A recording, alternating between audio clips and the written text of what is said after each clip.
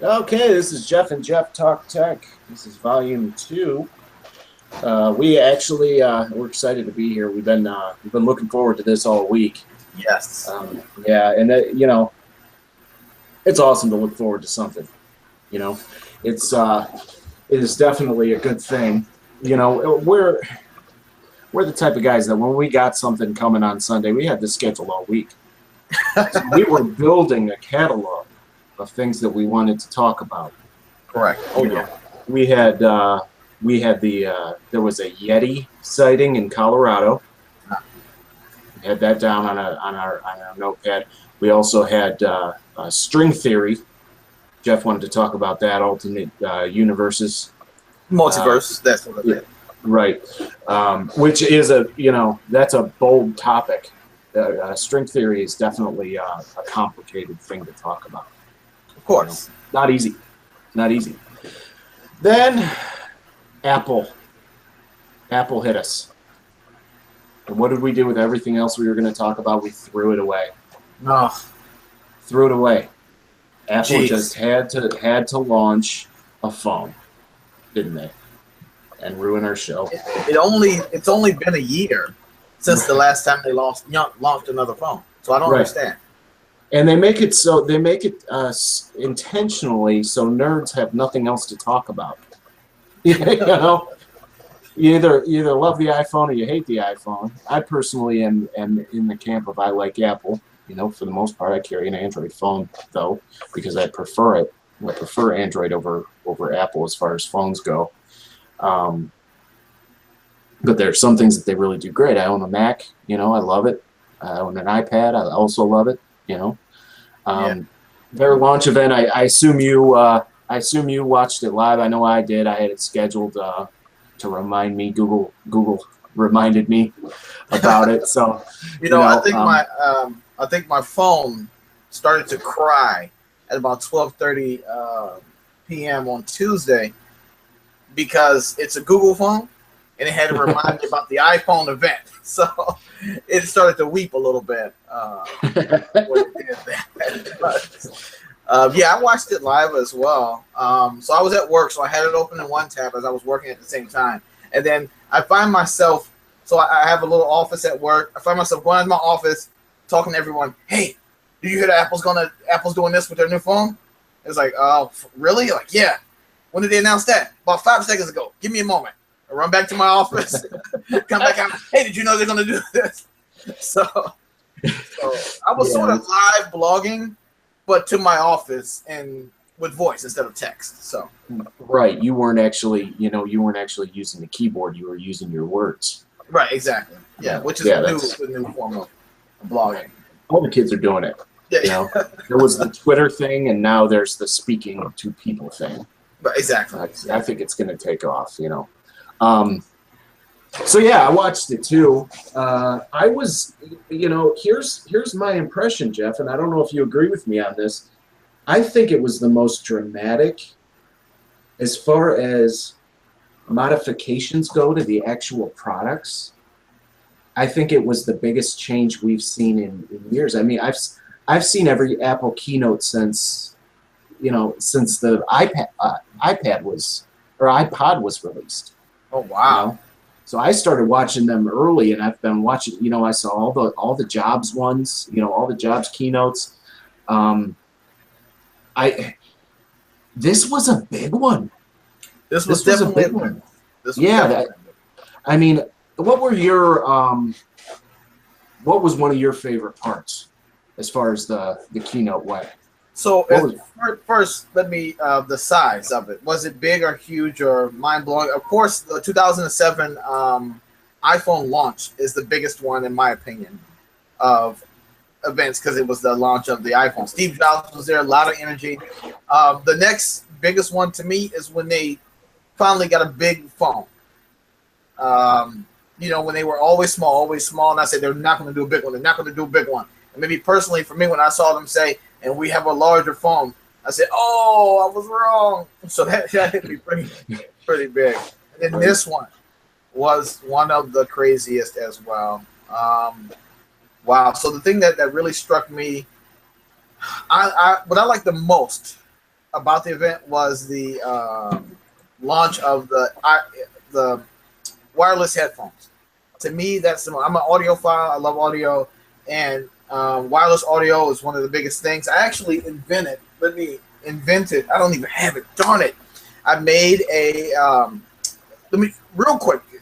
Bear with me, everyone. I took a crappy Bluetooth earphones that I had. They were crappy as hell, and then I took it apart, resoldered the wires on the inside, and made it universal. So it has a little jack coming out, and you can plug any set of headphones. And I just made this 2 weeks ago. So that's a good idea, man. Yeah, I did. Yeah, I have it, and I showed my daughter, and she was impressed. Where the heck is it? So it's basically a standard headphone jack that goes into Bluetooth, and the Bluetooth connects to whatever. Exactly. Yeah. Wow, that's a good idea. Yeah, where the heck is it at, man? I don't know. But anyway, I was going to do a YouTube tutorial on how to make it and things like that. But anyway, so I did that, and then here they come with these wireless headphones. So that wireless thing is the most shocking to me, and the best thing I think they did for the industry. But how do you feel about the look of them? How do you feel about that? You know, I think they look goofy. I'm not going to lie. I think they look a little strange. But I don't know what other design you could have done.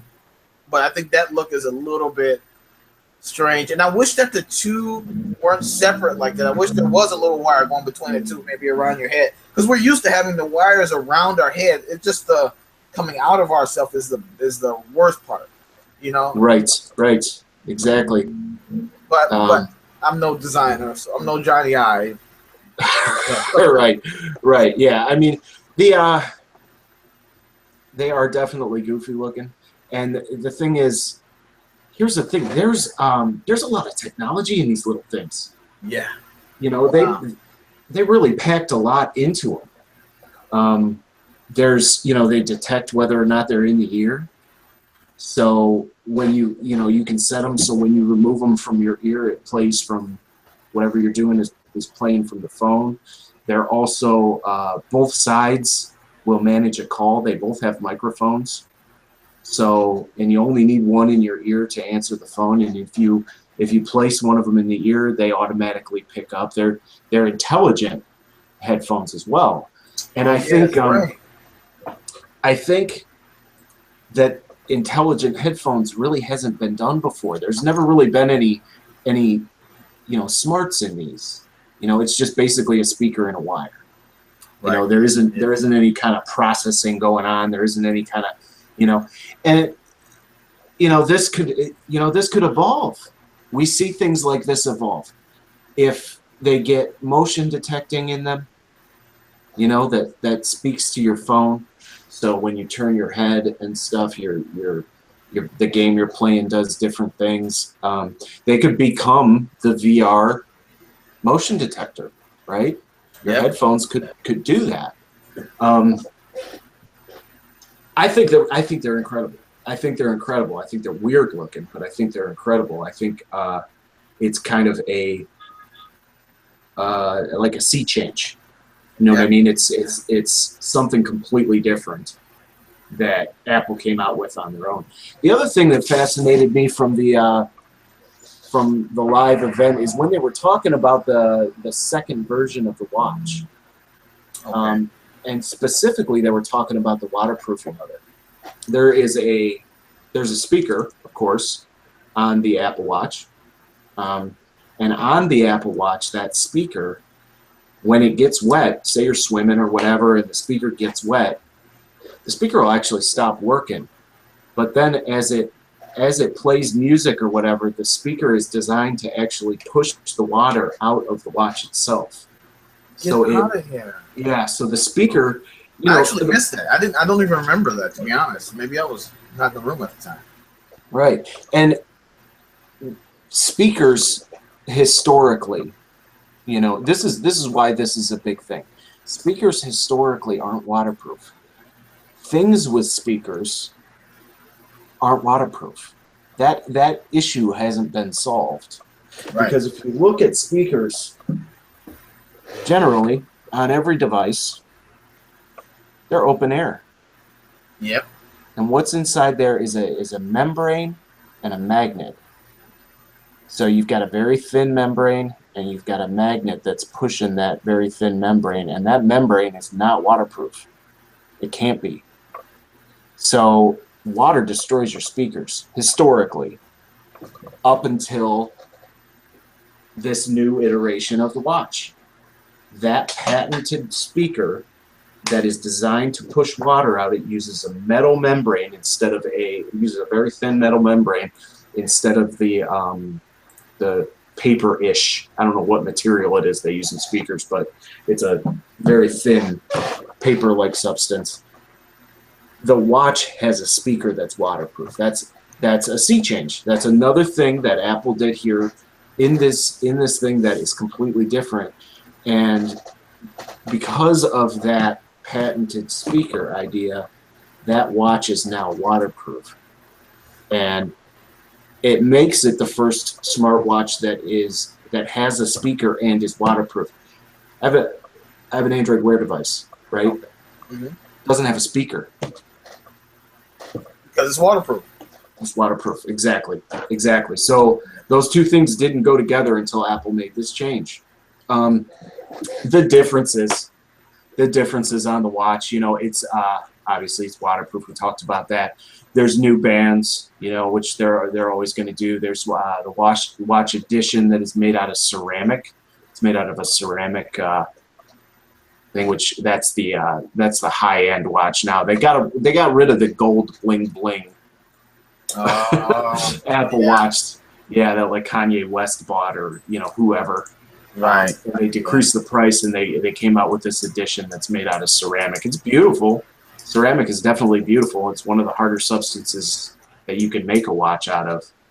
But obviously those are difficult to manufacture, so they are it's a limited edition, the edition. So there's the Sport, which is the same. They're still selling the Series 1. They're still selling the first watch. They got some new faces going on. They got new charger ideas. So they made some changes to the watch, and they made some good changes to the watch, I think here's the thing. When the watch came out, it took a lot of bashing. It was pretty much bashed all the time. The people that own it, though, love it. Oh yeah? Yeah. I don't have one. I don't have one, so I don't know. I don't have a smartwatch at all, so I'm not sure how everyone is reacting to it. Is it really beloved as? It is pretty much the love. The people that own I own a smartwatch. It's an Android smartwatch because I have an Android phone. I love it. I love replying to messages from my wrist. I love not digging out my phone. You know what I mean? There's just so many advantages. So here's the thing. Here's the problem that I see with the Apple Watch. This is a beautiful device. It is a beautiful device. The watch faces are beautiful. The bands are beautiful. The device itself is very elegant looking. I mean, look at that new charger. Isn't that slick? You just set it down on this little ring, and it charges the watch. That's nice. And they've got they're at the point where they've got watches that kind of fit everybody. Starting as low as $269, which isn't horrible, right, Jeff? I mean, that's not as bad as when it first started.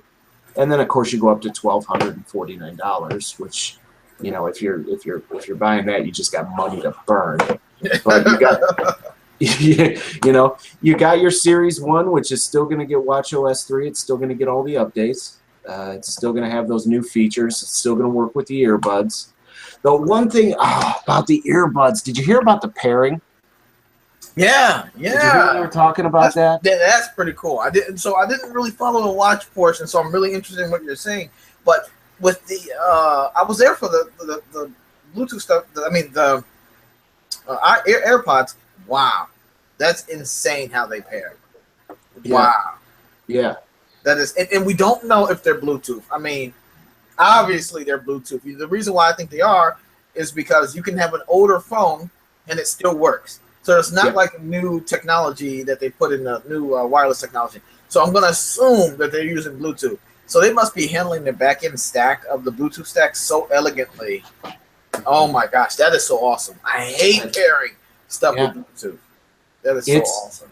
It's literally the pairing process is so easy. It's literally you have the headphones in your hand. You open your phone, it's detected the headphones are in the area, and you hit pair on your phone. That's it. You hit a button. It presents the information to you. So you don't even have to go anywhere. It just detects them. And that's another thing.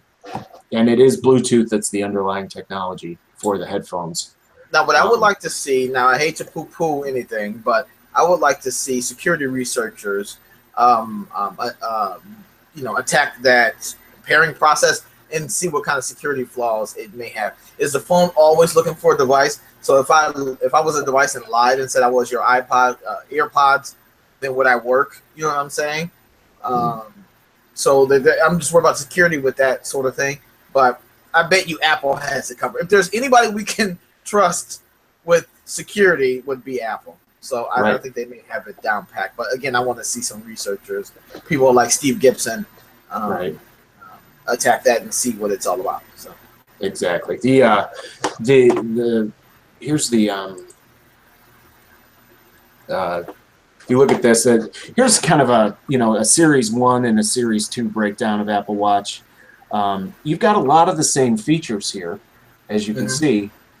Wi-Fi hasn't changed. Bluetooth's the same deal. That 4.0, the heart rate sensor, accelerometer, gyroscope, ambient light sensor, built-in GPS. Oh, nice. Here's the thing. Why would anybody need that if your phone's nearby in your pocket? Well, I guess if you're running, maybe? Yeah, that's what I was going to say. If you're away from your phone, and so if your phone isn't near you and you have your Apple Watch, it has the GPS data, that your history. The actual watch isn't going to do anything with that data, I don't believe. Right? But once the phone repairs with the watch, once you're back in range, it's going to dump all that data back to the phone. And then the phone will do its natural thing with that GPS data.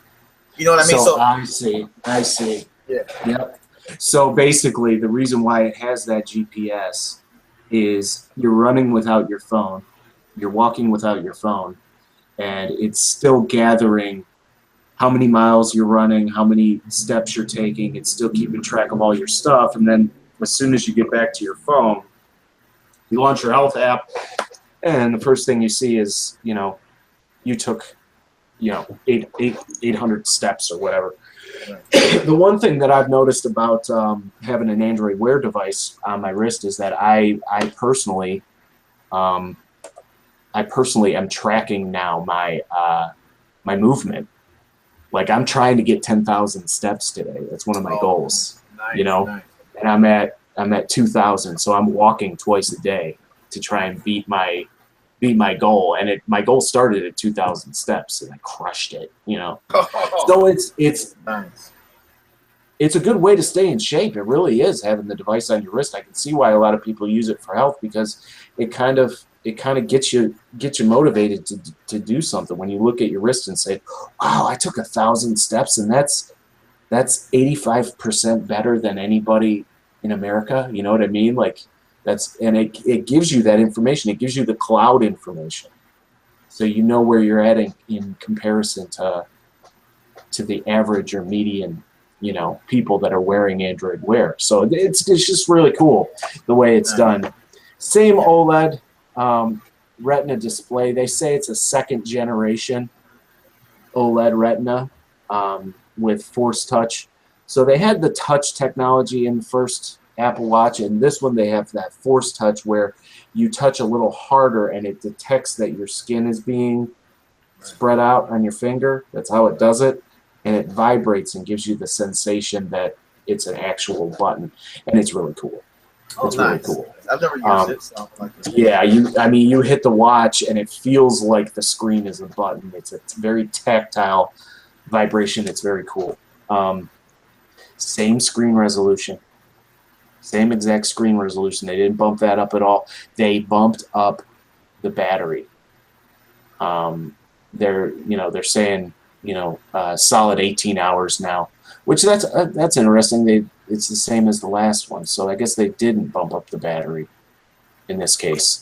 So, but they're still saying it's 18 hours, even though it's got, twice as fast of a processor and built-in GPS. I don't know about that, dude. Yeah. GPS is a hog.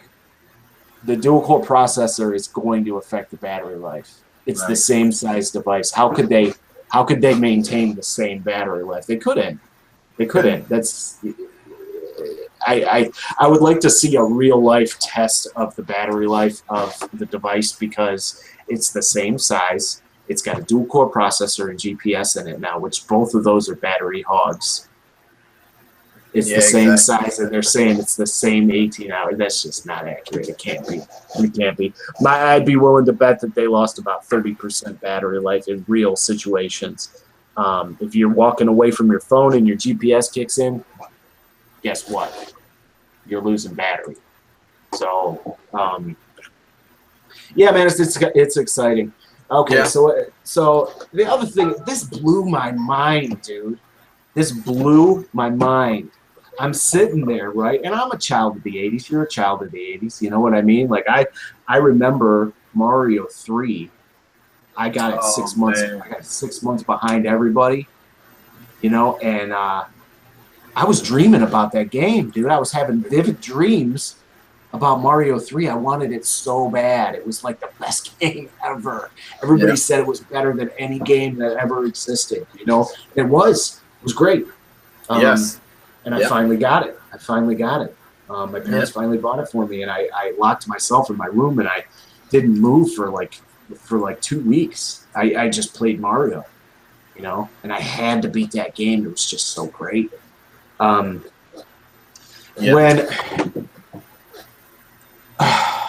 Shigeru Miyamoto, so they're standing there and they're giving this Apple keynote, and Shigeru Miyamoto takes the stage.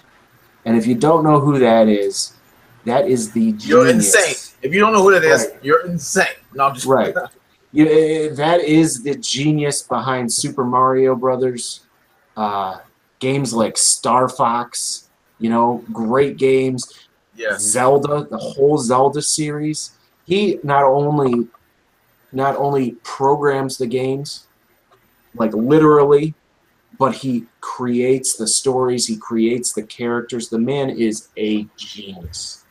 Hands down. He completely wrote Ocarina of Time on his own. The story, the layout, the way it was going to go. He did the same thing for Super Mario. I think it was Super Mario 64. He wrote the same, all the situations, all the puzzles, all that stuff. The man is a genius. He's an absolute genius. And seeing him take the stage, I was like, oh my gosh. They didn't even have to say his name. I knew it was Miyamoto. I'm like, that's Miyamoto. Oh my God. Oh my God. And dude, I've been waiting for Nintendo to release a mobile application forever. And I don't think it's really that great of a game. I feel bad, but Pokemon is not a great game. It's just not a good game. Sorry, guys. It's a terrible video game. It's just, the allure of it wears off after about 3 days and you stop playing it. The Pokemon Go game, you mean? Yeah, Pokemon Go. Yeah, I don't know anybody that has played it for more than a week. It's not compelling enough, But it was a test. It was a test by a subdivision of Nintendo. A company that was purchased by them that focuses on mobile applications, and it was purchased by Nintendo specifically to create the first mobile app. Nintendo may end up being a software company primarily. They may end up there. They may not release any more consoles. They may have enough in their catalog. I mean, Jeff, if they could release all the Zeldas tomorrow, for iPad, and for $6 a pop, I would buy every single one of them. So my thought on that is that Nintendo has not wanted to get into mobile at all. They came into mobile kicking and screaming. Everybody has been telling Nintendo to get their stuff on mobile. They wanted to sell hardware and software. They want consoles and they want the software. They do not realize how much money they could be making if they release mobile applications. And Pokemon Go, thank goodness for its release and success. Because that is what pushed Nintendo. That is what they would kick. I mean, I'm not playing. Kicking and screaming. You don't know how many meetings, how many conferences, talks. Release something on mobile, damn it. And they will not do it. And then Pokemon Go just shoveled in money. Pokemon Go took money and was like, here you go. Here you go. Yeah. Their stock went up. They saw all this and they was like, okay, the thing that we didn't want to do, guess what? We're going to do it. To them, in my opinion, to them, releasing a game on iPhone and on mobile, it's like releasing a Mario game on the PlayStation or Xbox. Why would they do that in their brains? Why would they release something like that? Why would they? No, I'm not going to put Mario on the Xbox. I'm not going to put Mario on a mobile platform that we don't control. We have DS. What do you mean mobile? We have mobile cover. DS. Right. They didn't want to do it. They didn't want to do it. Yeah, it's definitely, you're right, kicking and screaming the entire way. But the fans of them were saying, we want your stuff on our phone. You know, and one of the things that was one of the most popular hacks from Android's whole inception was putting Nintendo emulators on your phone. Like they're doing it without Nintendo's blessing. And I think that Android hacks, back up. Windows Mobile. Remember when Windows before Windows Phone came out? The Windows Mobile Palm Pilot things. The best app you had was an emulator. Yeah. You know, and they're in a situation, like Jeff said, kicking and screaming. People are doing it anyway. People are going to do it anyway. And you know, you can. There is an application called Lakka, Lakka, it's for Raspberry Pi. It's for 64-bit processors, PCs. It's basically a Linux distribution that is nothing but an emulator. The whole OS. The whole OS. Nothing but an emulator. They have suggested controllers, suggested USB controllers that you can buy. You buy a Raspberry Pi for $35, the Pi 3.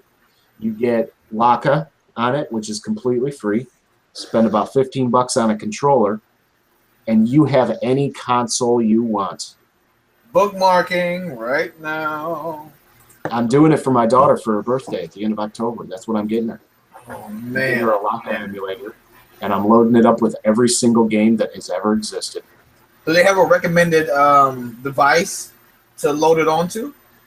Like I like the Raspberry Pi 3. Okay. That's what I'm going to do. You know, so the Raspberry Pi 3, I think it will handle up to, won't handle Nintendo Wii, but it will handle up to Nintendo 64 with a decent frame rate. So that's what I'm going to do for her. I'm going to give her Super Nintendo and Nintendo 64 and probably Sega Genesis. Those are the three consoles I'll put on there, and I'll load it up with a bunch of games. So yeah, it's awesome, dude. And Nintendo has to do something. This is the same thing that happened to the music industry, which I know you're aware of because you were in music production for so long. That's your background. But people were stealing the music. So what did the music industry do? They were forced to do the subscription model for listening to music. Kicking and screaming. Right, kicking and screaming. And that's exactly, if Nintendo's going to be successful, they will end up like the Netflix of video games. Oh, God. Any device, any Nintendo game, anything you want to play. Super Mario Run and let me just say this: this looks like a fun game. You know, it looks like That's what I wanted to ask you. Okay, so of course they went kicking and screaming, and so they didn't release a full game, right? It's just an endless runner. Who the hell cares about a damn endless runner? I'm tired of endless runners. But when I saw this endless runner, I need it. Let me tell you something. I don't own any Apple device. My household doesn't own any Apple devices. I am going to buy an Apple device just so I can play this game. I am not speaking hyperbole. I'm not doing it for the podcast. I'm not putting on a show. When this game comes out, the very next day I will have an Apple device, iPad, phone. I don't care what it is. Just making that clear. Yeah, I mean, I'm gonna buy Mario if it's $6. I'm gonna buy it the day it comes out because it's Mario. You know what I mean? Yeah. I'm not gonna let the kid up the block get Mario before me, and I have to go over to his house and visit, and he's ragging on me. What I look like a noob or something? What is this? No, man, it's my house. I'm gonna play as long as I want. You know? I'm a man, damn it. Yeah. So here we go. Let's take a look at it here. Don't full screen it because I don't want YouTube to pull our video. They might pull us for copyright stuff. Oh, gotcha. Okay. Yeah, but it's basically you can play it with one finger, and Shigeru Miyamoto really made a big deal about that. But here's the thing, man. This game looks. Look at how it looks. Oh my God! So man, they didn't half-ass it, man. I thought that they were going to half-ass it and put some crazy crappy. I mean, this looks really fully fleshed out, man. Yeah, I mean they put some serious thought into this. The one limitation that I think it has is the one-handed control. Yeah, you know what I mean. One of the things about Mario was the weaponry, the upgrades that Mario can get. You know, December 2016. So that's going to be ready for Christmas. It's going to be the game that all the kids buy on Christmas. You know, on Christmas Day, your new iPhone has Mario on it. Or your new iPad, whatever. The thing is, here's what I consider this, Jeff, and I'm pretty sure you'll probably agree with me on this, is that I look at this as Shigeru Miyamoto making a test move, learning. He's learning. He looked at this as a simple game for a new platform. Just keep it simple, you know, keep the graphics simple, keep the gameplay super simple, make it Mario, make it compelling because it's Mario, you know, keep the controls simple. I think that this is the start of an evolution, right? We're eventually going to get to a Link to the Past type games. They're going to start releasing. Fleshed out. Yeah. They're going to start releasing the older games. You know, you're going to have, because you have a consistent internet connection, Nintendo could start collaborating. You know, and you see that with the Pokemon. People are connected. You know, so you could have a Zelda, and everybody's saying, well, just release the old catalog, Nintendo. Just release the old games. That's what we love. Just bring the old games back. Nintendo has an internet connection now. A guaranteed internet connection because they're going right to a phone. They can have online games now. And that's something they never did. And it's something that Mario has and also Pokemon has. They have an online component. So we're going to see some different games. We're not going to see the old catalog. We might see the old catalog. I mean, I'd love to play Ocarina of Time on my phone. You know? But we're going to see some new games that are more compelling because Shigeru is not going to lead. He's not going to develop for a platform that has internet and do nothing with it. He's not that kind of guy. Right. I've been a fan of his for years. He uses everything he's got. He uses towards that game on the platform, and that's, you know. Here's the thing. Nintendo and Apple are both controlled environments. They're both walled gardens. Yeah. You know, you know, the hardware has always been, especially since the Wii, like the Wii, it was really dramatic. The Wii is very Apple-like. It looks like an Apple. It looks like it could be an Apple device. Yeah. You know, and that's one of the first things I said about it when I got it. You know, this looks like something Apple would make. You know, it was white. All the Macs were that color white at the time. You know, it was really small and discreet, and you know, Apple was big on that at that point. You know, with the Mac Mini and all that stuff. I think that this is basically the point that I'm making with them being very similar is this is, I think Miyamoto considers this a smooth transition, a smooth product placement, because Apple is that controlled walled environment. They have less diversity in the hardware, so Miyamoto can really make his vision come true as far as what he wants on the screen and how he wants the game to be played. I'm super duper excited about Nintendo developing mobile apps. I think it's amazing. Yeah. I think it's amazing because they are one of the best software companies as far as games, and they have been for 20 years. You know, they revolutionized video games, and they're still coming out with great games. The problem is people are leaving consoles. People are playing games on mobile devices now. That's the way it's gonna be. That's the future. Consoles are dying.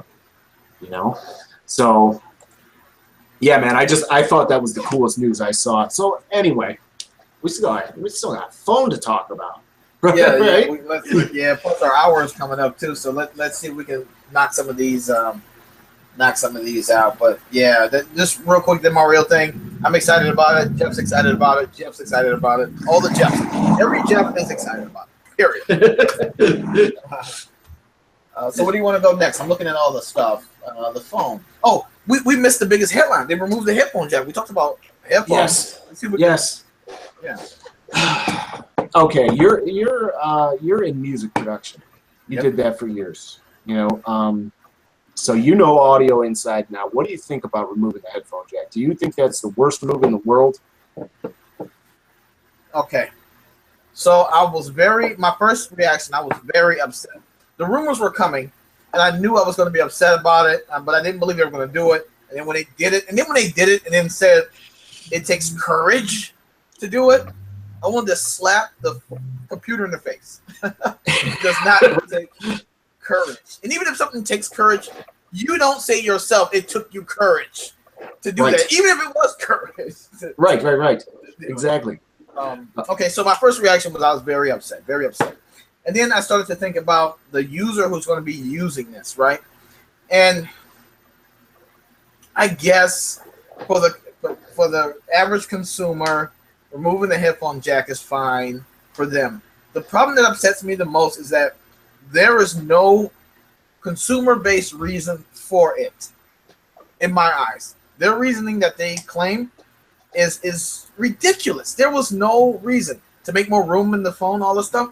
Why? It doesn't make any sense. You said, oh, I hear a lot of people rationalizing because, well, now they got these new wireless. So that doesn't mean they couldn't have left the headphone jack without the wireless. Why one without the other? It doesn't make sense. So I was upset about it. I'm still a little bit peeved about it. But, okay. Why do I have to be upset? I'm not going to buy an iPhone. I don't own an iPhone. As my day-to-day driver, I may buy one for this Mario, but iPhone. So why am I upset about it? Because Apple is an industry leader, and everybody is going to follow Apple's footsteps. And I actually am proud of that. I'm happy that an American company is leading the way with technology, and everybody else follows suit. So I'm very happy for that. But absolutely, look at how many computers look like Mac Airs. Right, Airs, yeah. And but that's great for the industry. Now all nice, right? But so I'm glad that they're the leaders. It sucks now they got rid of the headphone jack. So guess what's going to happen? The next Samsung phone, no headphone jack. Now LG phone, no headphone jack. The Sony phone is going to have a headphone jack so that they can be different. And who's going to buy it? Nobody. Right. And you think about this. You know, you buy a Mac Pro from Apple, headphone jack's gone. You know, they're they're saying it's archaic. They're saying that But it's and here's reliable, man. It's reliable. You can guarantee right, it works every time. right. And here's the thing: I don't think, at least what I've read, unless something has changed with Bluetooth 3, I don't think the audio quality is as good as a wired jack. Really? I I haven't don't heard think. it. I don't know. I haven't. Yeah, I don't think that Bluetooth can get the fidelity that a jack can. I mean, I might be wrong with. There might be improvements with Bluetooth. I might be wrong. Maybe a watcher will comment on it and tell me I'm wrong. But No, back up. So you're saying that the audio quality of Bluetooth isn't as right, good as okay, yeah, I agree with that as well. I agree with yeah, that. The new 4.0, 4.2 or something like that, Bluetooth spec is a lot better. It's a lot leaps and bounds better, and I think it's really good. But honestly, I don't think it's better than the wired quality. No, right, not at all. right. But I don't know how the quality is going to be over this. I'm looking at my screen at the adapter. Mhm. What is this adapter? What is that? What is it doing? You know what I'm saying? Right. They're throwing that adapter in with the phone. So when you purchase the phone, you get that adapter. What? Why? Hey, bro, I don't mean to cut us off too. You're getting a little crusty as well. For Oh, the podcast listeners, we were having some audio difficulty before. It was working great this entire time, but now it sounds like it's coming back. So I don't know. gotcha, gotcha. Well, we'll just live with it at this point. See if Okay. we can do something to correct it there. Did that? Oh, No, well, you still sound the same. that's okay. If it stops, it stops. So yeah, they removed the headphone jack. And I really don't think I like it. I I don't really like it don't either. think I like the idea. I like being, I use headphones with a jack on my phone every single day. I listen to music every single day using my phone. There isn't a day that goes by that I don't plug a standard headphone, and I've got standard headphones all over the place, man. You know, that's a big deal to me, and I don't want a dongle because I'm gonna lose it. No. I don't want Bluetooth. I just want to plug in my phone. You're telling me I gotta buy new headphones now? I've been wanting to invest in headphones. You know what I mean? I got headphones all over the place. This takes a jack. I got these in my ear. I got set over there. It's just it's not cool for me. It's not cool. I see what So they're how much is this adapter on its own? Do you know? probably $20 if I know Apple. You So, know, because my recommendation for everyone, and if you're listening to this and you're going to have an iPhone and you're upset about this headphone jack, my recommendation to you is that it's going to cost you money, but every device that you use to plug your headphone jack in, buy an adapter for that particular device. What I'm saying is that don't treat in your brain, don't treat the adapter as it goes to your phone. Treat the adapter as it goes to the device and keep it always on that device. So if you have a headset, your car aux jack.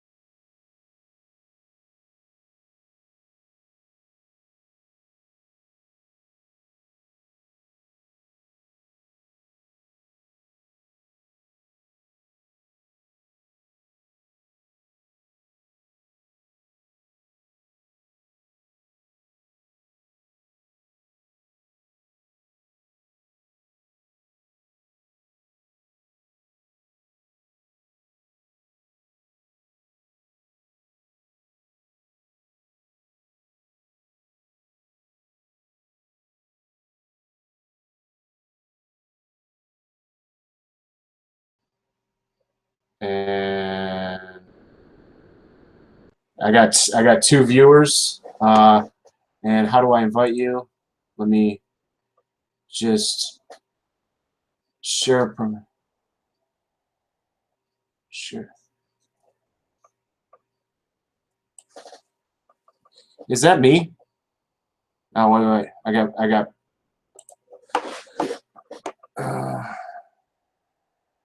I'm live right now on it.